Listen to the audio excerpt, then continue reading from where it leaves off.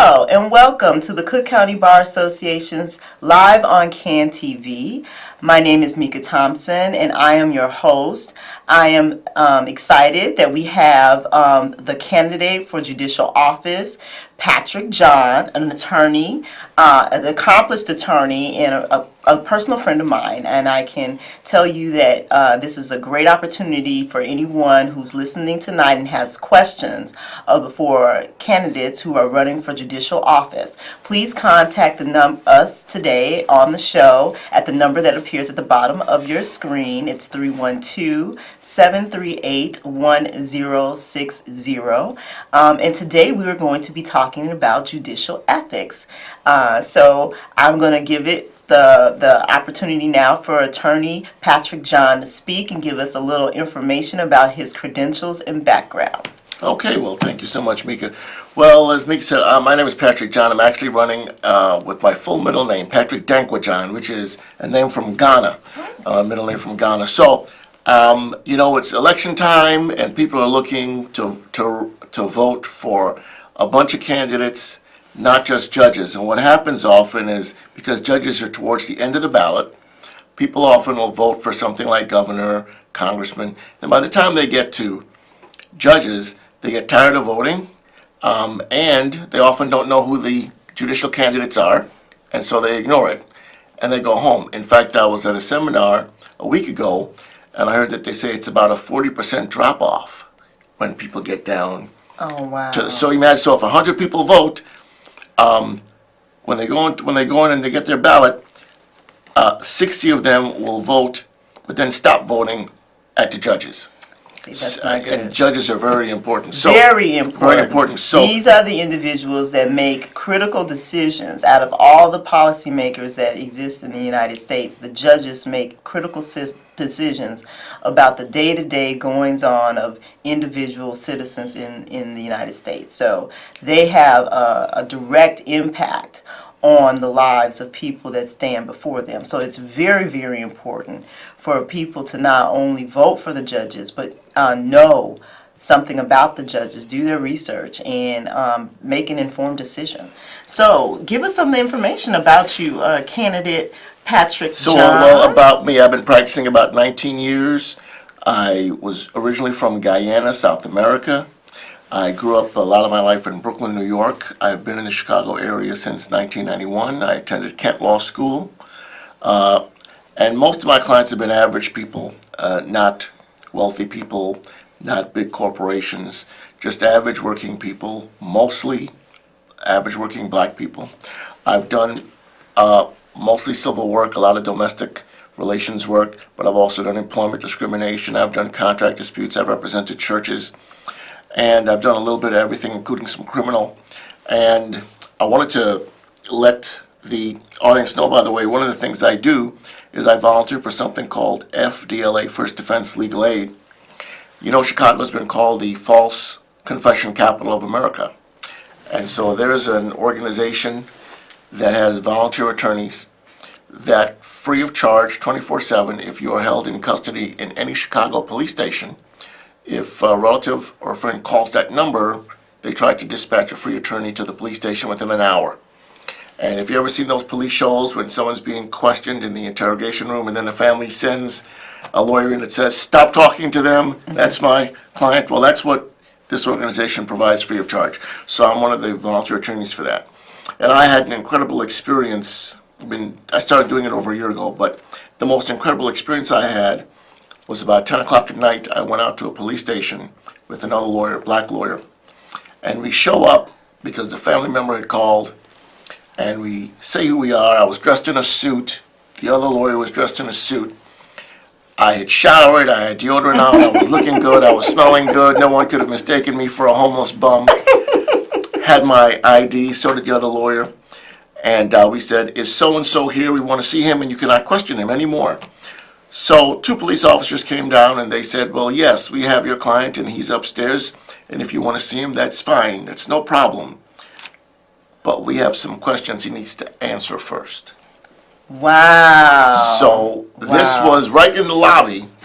They were telling us, and of course me and the other lawyer looked at each other, we were stunned, and we said, "We didn't come here for you to get a confession from our client and then let us see him. So there was an older officer and a younger officer. So the younger officer was doing most of the talking, and so as we tried to explain the Constitution to the younger officer, he kept fighting us. And the older officer pulled him aside, took him in a corner, and then a few seconds later, they both came back, they apologized, and they let us see our client without incident. And that's the most egregious case that I've had. And that made me think, if this is how the police talk to two black attorneys in the lobby, then how are they talking and what are they doing in the back? Exactly. Where there are no witnesses and where no one could see. And I was shocked that it would be that bad to us, pretty much in public, because the lobby, everybody walks by. Right. It's not a secret place. So that's one of the things that I do. I'm very aware that the police, while most police do a great job, sometimes they don't always, and sometimes it's based on the color of our skin. But even I was shocked at that, and I said, wow. I mean, I can't imagine if I wasn't looking good and smelling good and didn't just have deodorant on, what would have happened to me that day. So anyway, so let me tell you about what's going on with the judicial process. Here in Cook County, judges can run countywide. Oh, it looks like we have a caller. Great. Great. Okay. Caller? Yes, my name is Ray. I'm going to be 70 years old next month. Oh, congratulations. Yeah, but I want to know this. Whether you're black, Hispanic, or any other nationality, I happen to be Hispanic. But every year, 4 years, you see the people get up there. I'm going to help my people. I'm going to do this. And I've been in Chicago all my life. And for the last 30 years, nothing has happened. Always the same thing. I'm going to do this, and nothing is ever done. Look at the mess Chicago is in right now. You know, so I want to ask the gentleman up there, how can he explain to me why I should vote for him and to help all the people, not just black or Hispanic or anything else, but all the people in Chicago. Thank you. Thank you for your call. Okay, so what is it about you that makes you the candidate to be? Well, I think, first we're gonna get into some judicial ethics in answering this question, because one of the things about people running for judge is that judicial candidates have rules on us that other candidates for other offices don't have. And one of the rules limits how we can answer questions like that. So for example, if I was running for something else, I could say, well, I'm for the death penalty or I'm against it. I'm for abortion or I'm against it. Or I'm for funding certain programs in the community or I'm against it. But judges not allowed really to take those kinds of positions. It's considered to be in bad taste. So all I really should be talking about and will talk about is who I am as a person, what my experiences have been, and what my overall view of the criminal justice system is, the legal system is. I mentioned that I came from Guyana. Guyana is a country where we recognize we actually have full religious holidays for Christians, Muslims, and Hindus. It's 50% East Indian, 30% black, and the rest mixed up with every ethnicity and shade you can imagine. It's a country where I didn't even realize I was black until we came to America and experienced discrimination. In other words, I come from a kind of diversity that is almost unimaginable for most people who grew up anywhere in the United States. And so I think I'm much more than other candidates conscious of the fact that wherever we came from, we're all here now, and we are different, and we should not assume that our own worldview is the only worldview there is when you're deciding cases in front of you. Let me give you a very specific example. One time I was in a case, actually I was viewing a case where a prosecutor wanted to have a man locked up because he did not produce his bank statements. The judge ordered him to produce his bank statements. And the man said, well, Judge, I don't have any bank statements. You asked me for bank statements, you asked me for pay stubs. I gave you my pay stubs, I don't have any bank statements. I just go to the currency.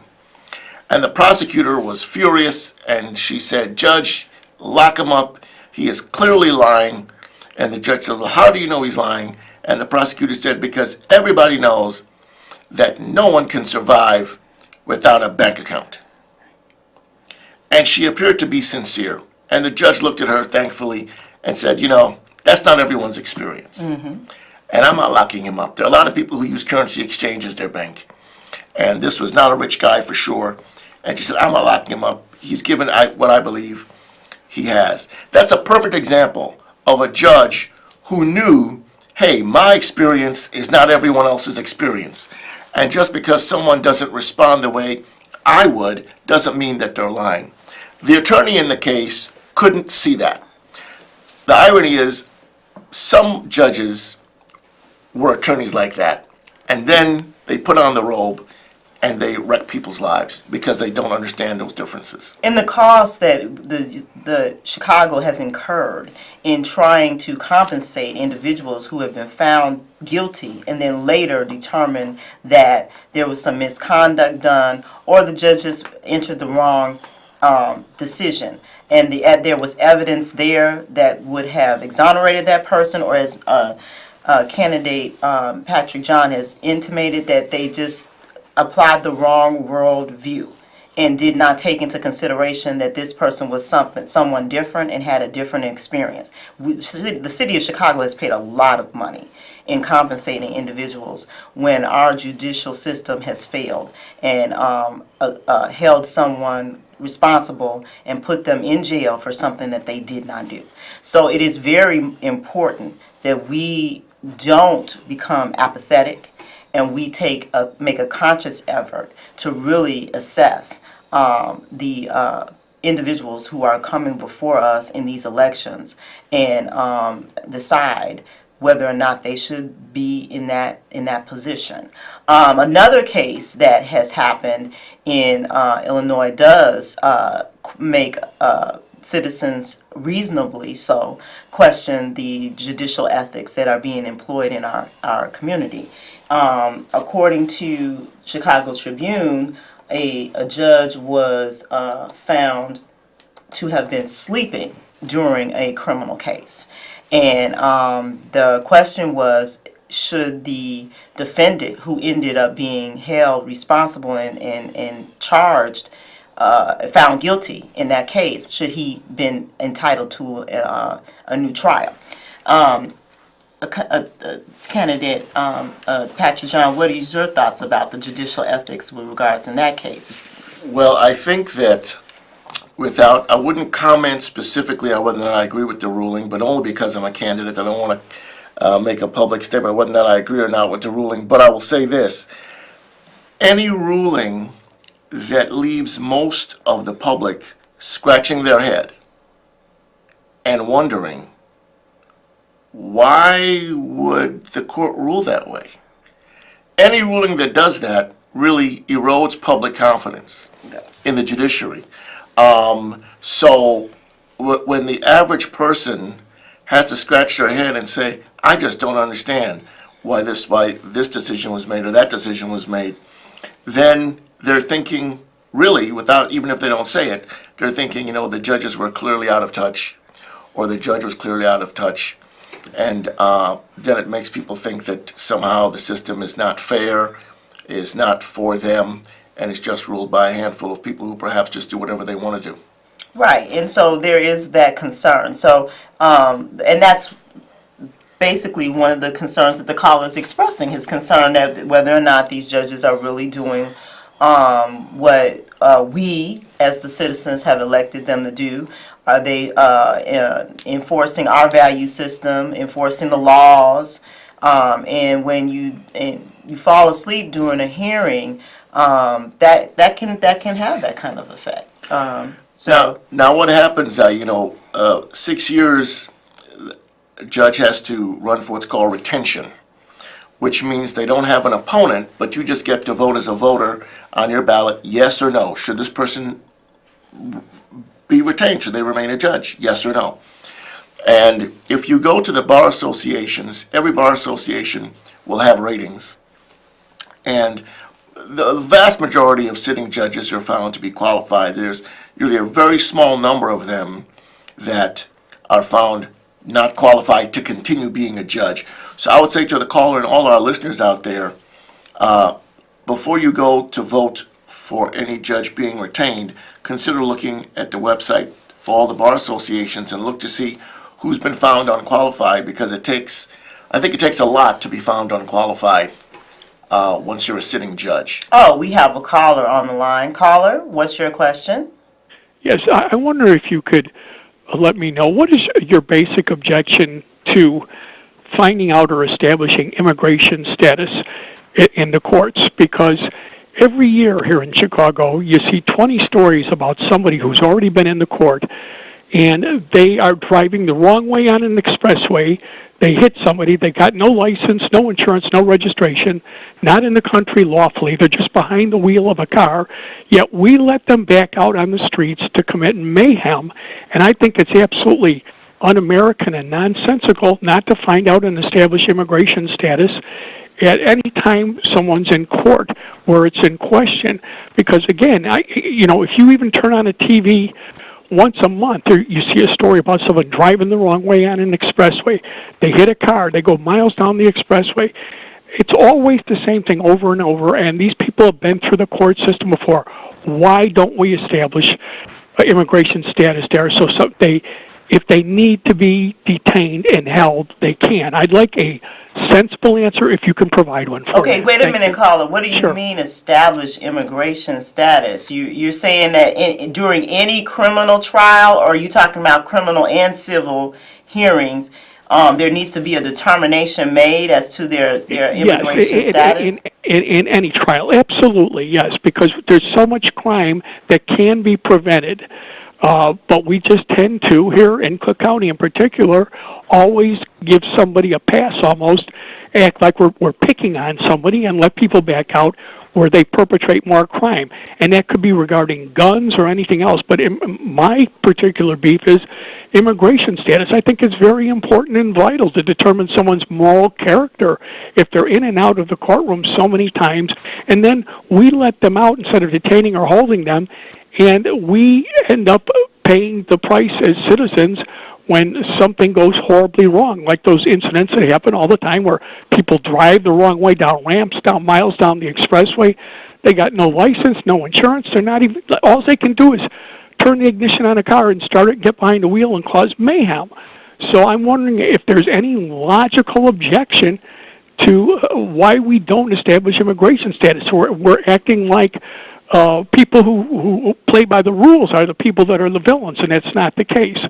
Okay, and you're saying in civil cases, or are you saying in criminal cases only? Because that's where you could penalize the person is in criminal. You're not going to be able to get a judgment with regards to going to jail in a civil case. No, anytime there's been a crime committed. So so it's only, you're looking only to, your question goes to the criminal courts. Why do they not assess or make a determination as to whether or not the defendant before them is a citizen of the United States? Absolutely. Okay. All right. Okay, well, I think generally what the gentleman is asking is, why are we a sanctuary city? I think that's generally what the gentleman's asking. So, and Chicago is officially a sanctuary city, so he wants to know, why are we a sanctuary city? Why do we not, if the police have an encounter with someone, why do we not ask the immigration status? And then if that person needs to be removed from the country because they're here illegally, we can simply do that. So that's a perfect example of, now I'm not going to take a position publicly on it, but if you want an answer as to we should be a sanctuary city, say that we need to do that because in terms of managing the immigrant population, even though they're here illegally, we don't want people to be fearful of government agencies.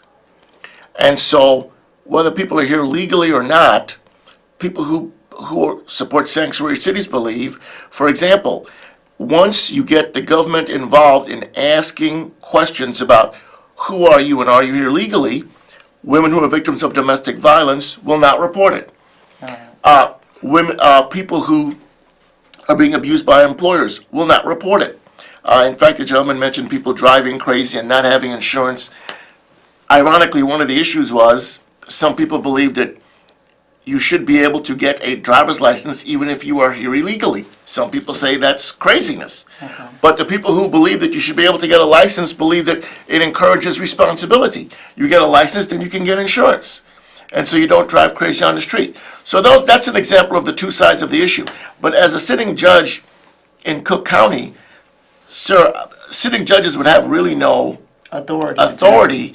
That's between the federal government and local authorities. Judges are supposed to enforce the law and not make the law and not choose which laws they like and don't like to enforce. The other issue that most people don't, that's part of that question that they don't talk about, is the cost. There is a real cost associated with making those type of determinations in criminal court for every person that comes before them, and the cost of removing them from the city of Chicago. There's a real expense. And right now, the state of Illinois is in a financial budget crisis.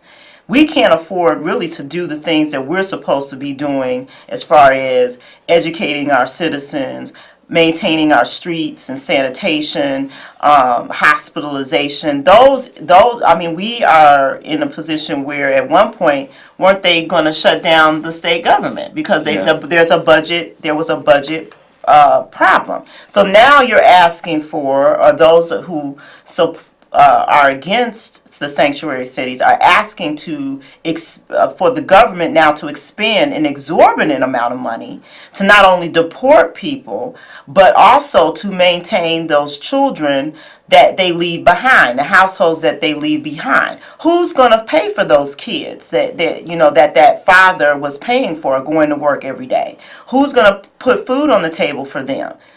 Guess who does that? If they're not here, they end up going on the welfare system because they're citizens. So that's expensive. That's very expensive. And so to force the rest of us to pay for the children of an able-bodied person who was working here in the city because of a traffic violation, I don't know that that's reasonable. So I think that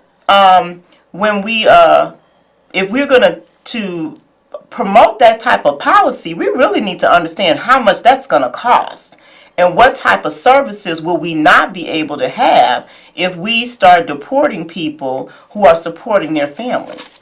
I do believe we have another caller here. Caller, you're on the air. Good evening. Yeah, I just kind of wanted to piggyback on the last caller's question, with the driver's license. When you go to other countries, isn't it usually kind of customary to be given or at least receive a driver's license to operate a motor vehicle, even though they have their, traffic laws and well opposite odds, they drive on the opposite side of the street, the steering wheel is on the opposite side of the car and so forth, as well as, for private citizens and for military people, but isn't it the same way here? Isn't that like an exchange of courtesies between countries, foreign countries? I think his question is, when you go to visit a foreign country, do they grant you a driver's license when I'm assuming you go in legally, and you're a visiting person? To be honest, I don't know. I guess when I've gone to other countries, I have not driven. Right. I've tried to rent a car. I would go and I would take the tour bus and see places.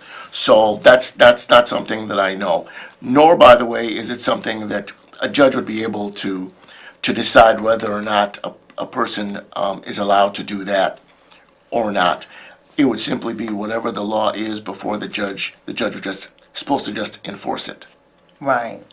But I do think his questions goes to the commercial value of some sort of law, and that's what I was hinting at. I mean, how many people are you going to deny that's bringing money to the tourism aspect of the city of Chicago? How much of that money would you erase because if something happens, as far as like they've rented a car here and they have a traffic violation, now they got to go before the court and they're their status is recognized, that they're not even a citizen here, they're just visiting, do they now just get kicked out of the country? I mean, it just, there's a value, like he's saying, a courtesy that is extended to people that are coming here from a different country, and you don't want to make it so onerous that you reduce the amount of money that comes into the city of Chicago from tourism, because if any incident happens, you're going to be deported. It just, you really have to take into account the financial aspect of it,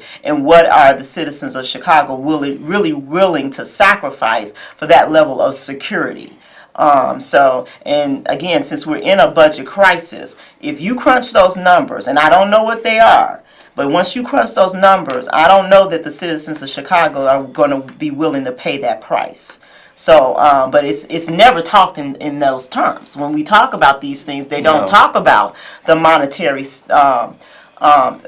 value associated with procedures that are more,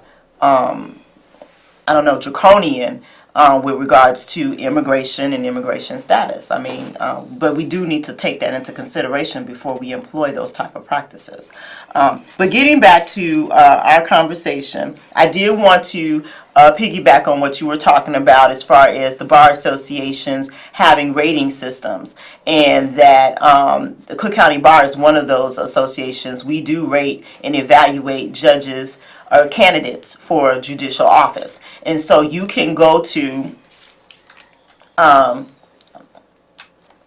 Cook County Bar Association's website. It's the cookcountybar.association.org, and you can find information about our ratings. It will be posted. We are just now completing our judicial evaluations, and we will list the results of our evaluations. You can also, so if you have questions about that we have not been able to answer and you're looking for a lawyer, you can go to lawyer referral, and the list of various attorneys that have registered with the Cook County Bar Association and their areas of expertise are listed, and the contact information. So feel free to use the Cook County Bar Association as a resource when you're making a decision with regards to judicial evaluations. We have a little more time, so Can I say something about sure, Cook County I Bar? want you to give the last word to you, of course. I wanted to say something about, I want to encourage them to do what you just suggested, which is go on the Cook County Bar's website.